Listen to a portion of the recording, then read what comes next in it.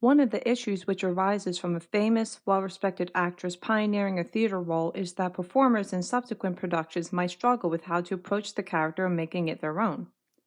How faithful should they be to the original before it becomes copying? How far can a performer go from the original interpretation without straying too much from the source material? When deciding to expand upon an aspect of a character or the original performance, which should the performer choose? Landing a leading role in a Stephen Sondheim musical already presents an actress with giant shoes to fill, especially when that character was originally portrayed by a powerhouse like Angela Lansbury, and more so when that role was taken down a much different path by Helena Bonham Carter in a widely known film adaptation. Annaleigh Ashford had a difficult task ahead of her once cast as Mrs. Lovett in the 2023 revival Sondheim's Tony Award-winning musical, Sweeney Todd, the Demon Barber of Fleet Street. But turning the character into a sidekick in a musical comedy was a mistake that hurts her performance and the tone of the rest of the show, and both mischaracterizes and simplifies one of Broadway's most layered and greatest villainesses. There has not been a major theatrical portrayal of Mrs. Lovett which has not used Angela Lansbury's original 1979 interpretation as a blueprint in some way. Lansbury presented Mrs. Lovett as a bright, funny, cockney, practical, quick-witted businesswoman who was madly in love with the dark, brooding, self-involved, angry leading man, Sweeney Todd. Theater actresses retain Lansbury's chirpy nature and comedic edge, which is not inherently wrong, but it seems as if they, along with directors, have come to believe that this is an essential part of the character's canon. However, Lansbury herself says she consciously added more lightness and humor than what was originally in the source text. Nevertheless, have a very chirpy demeanor. And is that let me interrupt that, because that's in your performance and has been from the beginning in New York. Is that part of the character, or have you added that? I think that's something that I have imbued her with, way over and above what was on the printed page. That's exactly what I felt. It's understandable why the first version of a character would be seen as gospel by performers, directors, and even fans due to her status as the original actress, and composer Stephen Sondheim saying that his writing of the character was influenced by Lansbury's casting in the role. But this is not the only way to go with Mrs. Lovett. In the next moment in the same interview, Lansbury was asked if Lovett could be played differently. You know, in other words, she could be played pretty much, you play your man pretty straight. She could be played straight as a conniving woman. Yes, very much so. Yes. This is what Helena Bonham Carter did with her dry, collected, calculating Lovett in Tim Burton's grim 2007 film adaptation, which feels more like a straightforward horror film than a twisted comedy, despite having its share of chuckles. In an interview about her role in the film, Bonham Carter said, "She was so complex and she could have so many different colors and you could still play it billions of different ways. That's always exciting with the part that's well written, is so many different ideas occur to you." Film and theater are different genres, and the art of acting for one medium typically does not work for the other. So this is not to say that Bonham Carter's pointed looks, quiet smirks, and nonchalance will be suitable on stage for audience members sitting in the back of a theater. It would most likely not. But it's to point out how far the other way this character can be taken, though Bonham Carter kept Lovett's humorous wit and obsessive love of Sweeney. Lansbury's decisions do not need to be a box to trap subsequent performers or constrict their ideas about who this character is. And actresses certainly don't have to feel the need to make Lovett their own by only going bigger with the loud comedic aspects of her character. A character this complex has range, and an actress could easily look at the source text and take Lovett down a darker path somewhere in between Lansbury and Bonham Carter, with both enough energy for the stage and comedy that is more twisted than hokey. Annaleigh Ashford clearly did not go down that path, nor does it seem like she was aware that such a path exists. While there are many possible ways to play this character, not all are suitable for what is essentially a horror film for the stage, as Sondheim described in his book, Finishing the Hat. Thus, the problem is that when an actress like Ashford believes the only direction to go with Mrs. Lovett is up, and focuses on expanding upon Lansbury's Cockney comedy, it very quickly topples over into absurdity. The best way to describe Ashford's Mrs. Lovett is an exaggeration of Lansbury's. There is no nuance to this performance. Lansbury believed it would have been too dark an evening for a theater-going audience to play her completely straight, but Ashford seems to forget that this is, in fact, intended to be an overall dark show. There was hardly a break from Ashford delivering lines with a nasally accent like they're out of a joke book. When Ashford's Lovett quickly applied powder to her body to primp herself for a distracted Sweeney after Worst Pies in London, I laughed. It was a small, funny gesture that made sense for a woman who just recognized the love of her life. When she began touching him sensually and practically gluing herself to his back during My Friends and Wait, I grinned. When she did a curtsy to Judge Turpin on the steps of the barber shop wide enough to spread her legs into a split and slowly slide down the stairs, I thought it was funny, if a little much. When Lovett playfully slapped Sweeney's butt and literally rolled on the floor with laughter during A Little Priest, it was a lot much. By the time Ashford was hamming it up to the audience, straddling Sweeney's thighs and by the sea, it was to the point where she could have not possibly gone further without pulling out a red clown nose. This is what happens when a performer doesn't know when to stop, and evidently when a director either has little control of what happens on stage or doesn't have a firm grasp on a character as well. Lansbury was a seasoned character actress by the time she starred in Sweeney, and had enough self-awareness to be wary of going too far.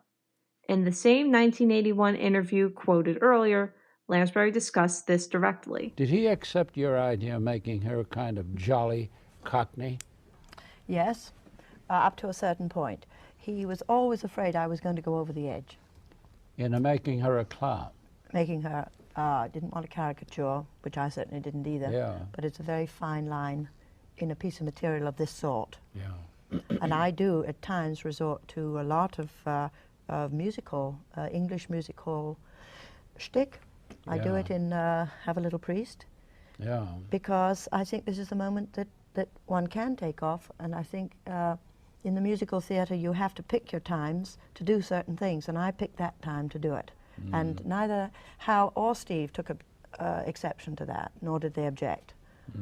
As long as I kept it fairly well within certain confines. That would be the temptation must be to kick it around. Oh yeah, have to be very careful. I could kick it around a lot more, but I don't want to. Here lies the crux of the issue with Ashford's Lovett. She's a caricature. She's out of control. She's a clown. There is a difference between Lansbury deciding to let loose during A Little Priest and having Lovett giggle with Sweeney in an intentionally humorous song, and Ashford acting like a Looney Tunes character. More broadly, there is a difference between Lansbury choosing appropriate moments in the show to be comedic, such as, the moments intended to be so, and Ashford giving the same, almost one-note performance the whole time. When nearly every scene is played this way, there is little room for the actress and character to go, and it becomes predictable. Ashford is relentless in her quest for a punchline. Almost every bit of dialogue is delivered tongue-in-cheek, a snarky little quip, to the point where the cannibalistic accomplice to the titular serial killer has very few serious moments. It feels like Lovett is constantly winking to the audience in a way reminiscent of a character on The Office looking into the camera. It's as if Ashford mistook Sweeney Todd for a musical comedy instead of a musical thriller with shades of macabre humor. Furthermore, one of the side effects of making a joke out of every other line is that it renders the audience giggly throughout the show, consequently making serious moments seem humorous. The audience I was in practically laughed the whole time during Joanna Act 2, for example. The initial juxtaposition between the beautiful lyrics and throat cutting can be amusing, but in recordings of other productions, there isn't nearly as much laughter from the crowd. A friend who saw the show with me even turned to me and asked, "What are they laughing at? The body's just sliding down the chute. It's really not that funny." There's always been a dark edge of humor to the show, and even the overall serious film adaptation has its dark humor. but if someone had walked by our theater and heard the laughter inside, they might have thought we were watching the Book of Mormon as opposed to a musical about a vengeful serial killer and cannibalism. Ashford's constant penchant for diffusing serious moments can even make Sweeney appear less intimidating at times, despite Josh Groban's brooding and grim demeanor. This applies to Ashford's frequent manhandling of Groban as well, which takes the dangerous edge out of Sweeney. There are times in the film adaptation when Lovett physically moves Sweeney around. Wait and immediately after Epiphany come to mind, but Johnny Depp Sweeney is also quick to put Lovett in her place with angry growls and even physical threats, such as when he holds the razor to her throat in Epiphany. This gives the impression that Sweeney is a loose cannon, someone who could snap and lash out at anyone in a moment's notice. This is meant to be a dangerous man. You don't get that same feeling on stage when Mrs. Lovett is treating him like a rag doll, running her fingers through his hair during wait, and spreading her legs over him and by the sea. More on that in a moment. My friend's assessment was that it came across as if Mrs. Lovett was harassing a sad older man, rather than playing the risky game of trying to seduce a murderer who quite literally believes we all deserve to die. Aside from how Ashford intentionally delivers her lines, there is the unfortunate side effect of her unnatural Cockney accent smothering her performance. A Cockney accent is difficult for many American performers to pull off without sounding ridiculously fake, and it feels like Ashford is so worried about elongating her vowels in the right way that it overshadows her singing voice. Ashford sounds nasal and whiny as Mrs. Lovett in a way that Angela Lansbury's clear Cockney accent did not. What's your pleasure, dearie? Now we don't cut slices. Call me eyes as bleary. Toby, none for the gentleman. What's your pleasure, dearie? Now we don't cut slices. Call me eyes as bleary. Toby, none for the gentleman. And while this is a chatty character, there are even times when it sounds like Ashford is talking more than singing. Would you like a drop of ale?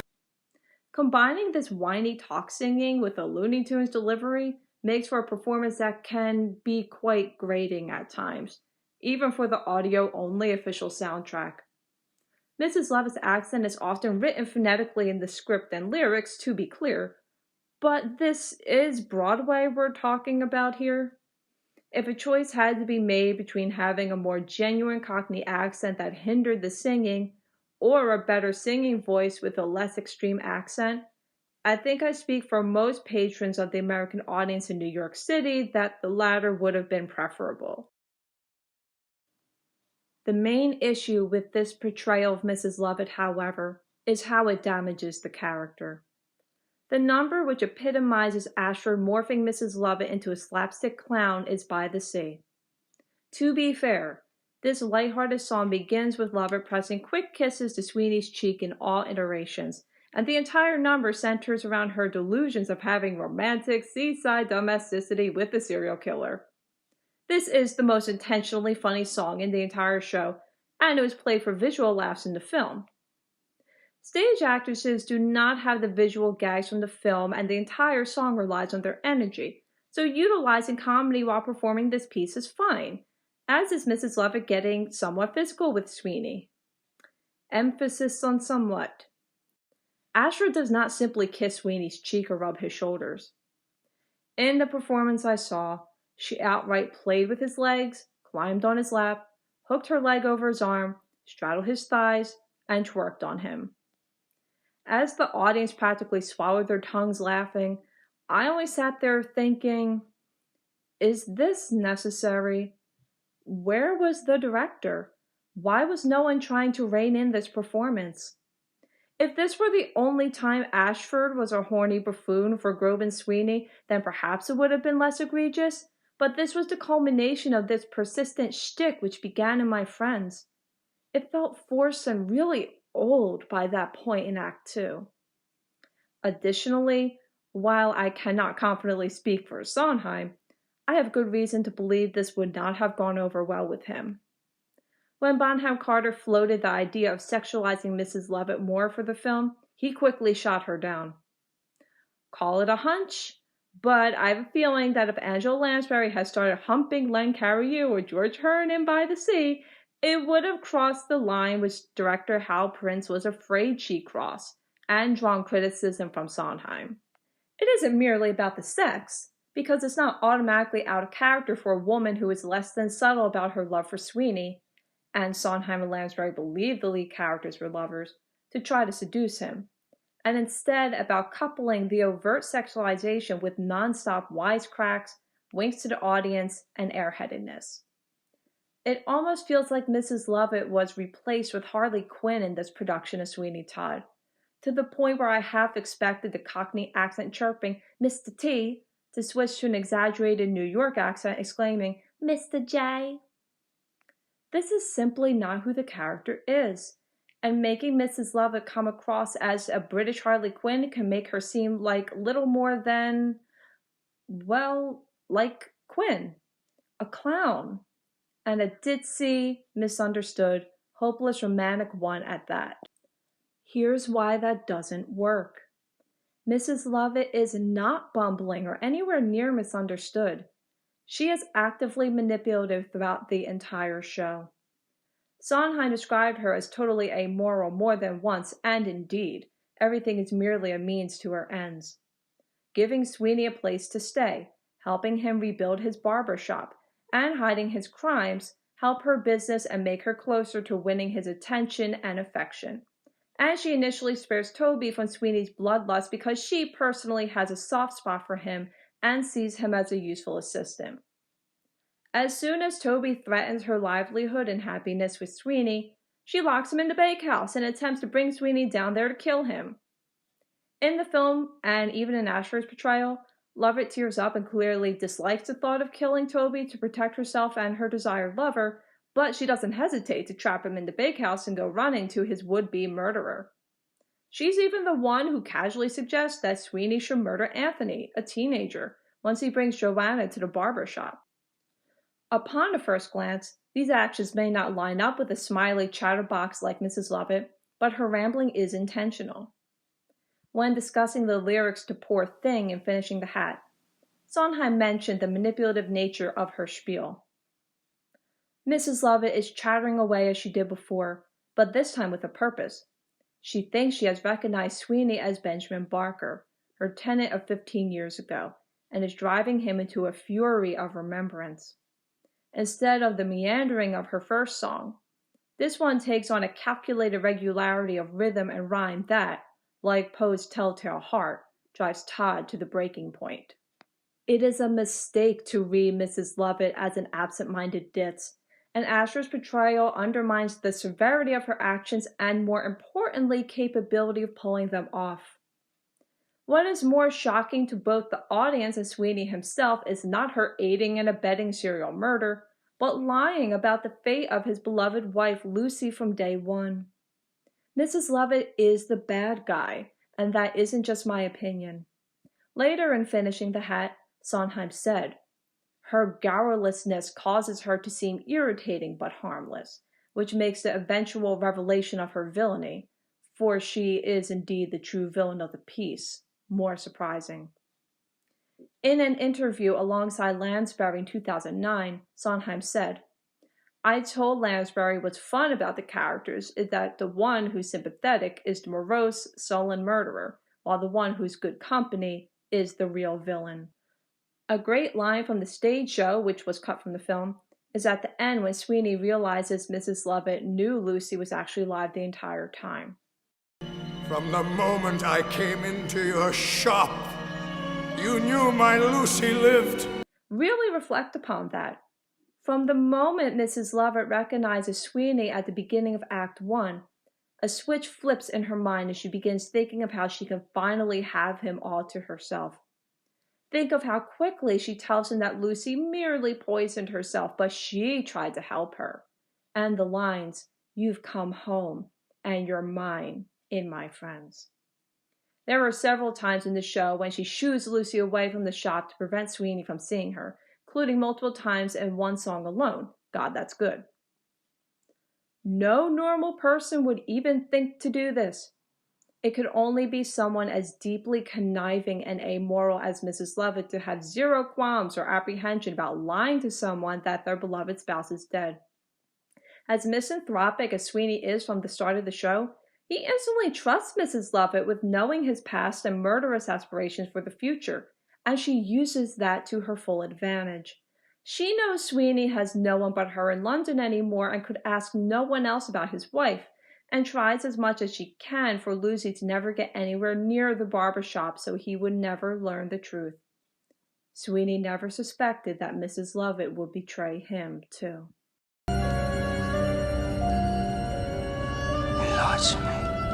Once caught, Lovett's first thought is to lie further that she only lied to spare Sweeney the pain of seeing Lucy disheveled and out of her head.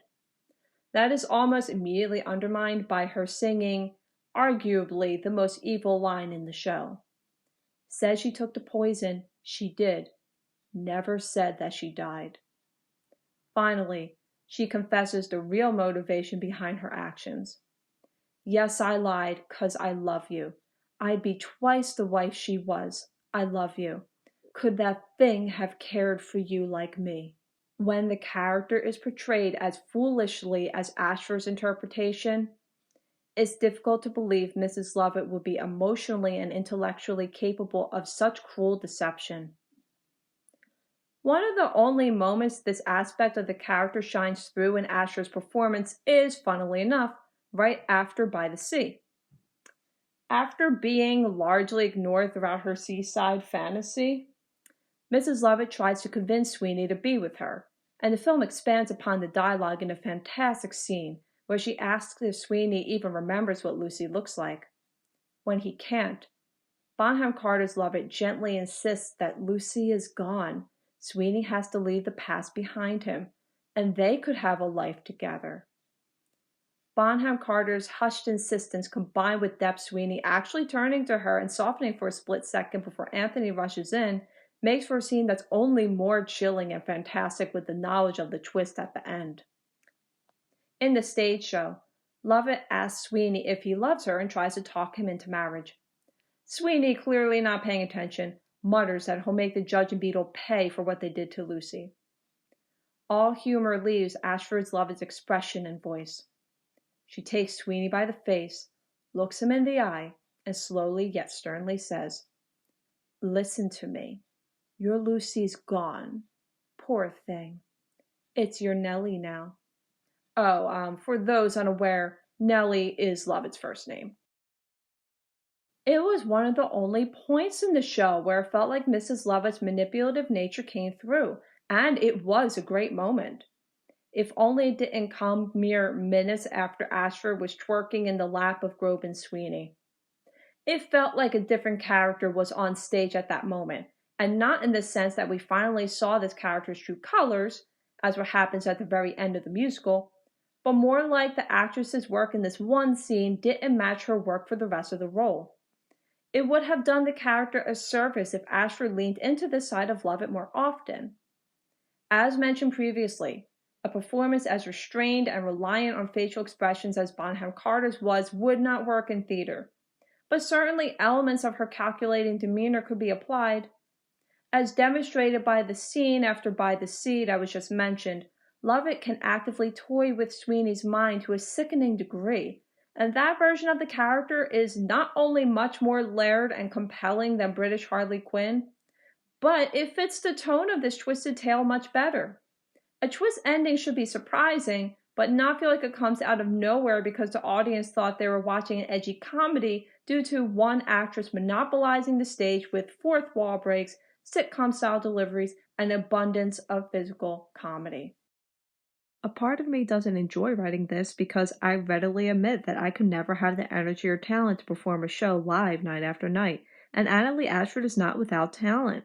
She can obviously sing when the vowels in each note aren't being obscured by the Cockney accent, knows how to work a crowd, and clearly knows how to do comedy well.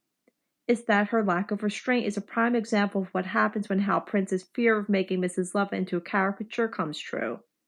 There's a reason why he only allowed Lansbury to make her jolly only up to a certain point, and that reason is Mrs. Lovett stopping a little priest dead in his tracks to roll around on the floor in a fit of laughter and turning a killer into her boy toy in By the Sea. The reason is the tone of the last 15 minutes of the show feeling like a stark contrast to the rest of the musical because the leading woman turned it into a musical comedy. The thing is that I know for a fact that Mrs. Lovett could still be very funny on stage without turning into British Harley Quinn, because I watched Ashford's understudy do it. The day before I was set to see this revival of Sweeney again on August 26, 2023, I received an email informing me that Ashford would not be performing that day, and I later found out that she was recovering from COVID. I decided against the theater's offer for a refund and went to see the show anyway with Groban as Sweeney and Gina DeWall as Mrs. Lovett.